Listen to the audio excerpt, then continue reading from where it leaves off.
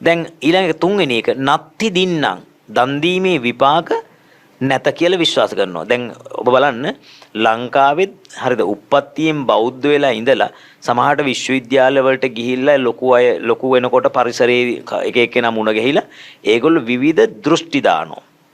ඒ දෘෂ්ටි දැම්මට පස්සේ දන් දීමේ විපාක විශ්වාස කරන්නේ නැහැ. ඒගොල්ලෝ කියන්නේ දන් දෙන්න වැඩක් නැහැ. හරිද හාමුදුරුවෝ හම්බ කරගෙන කණ්ඩෝල්. හරිද විශේෂයෙන්ම මේ සමාජ මාධ්‍ය ඇති වුණාට පස්සේ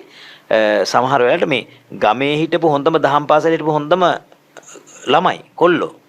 හැබැයි මොකද වෙන්නේ හාමුදුරුවන්ට බයිනෝ දන් දීම ගැන විරුද්ධ අදහස් දරන්නේ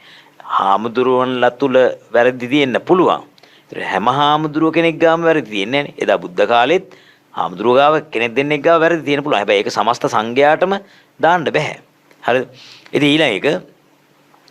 දැන් අපි තව කාරණා මතක් කරන්න ඕන දැන් ගිහි සමාජයේ ඉන්නවා අපි හිතමුකෝ කෝටියක් ඉන්නවා කියලා මේ ගිහි සමාජයේ කෝටියෙන් අපි තුන් ලක්ෂ 10ක් වැරදි කරත් ඉතුරු මිනිසුන්ට බයින්නේ නැහැ සංඝ සමාජයේත් ඒ වගේ වැරදි කරන අය ඉන්නෝ හිටියා සහ ඉන්නෝ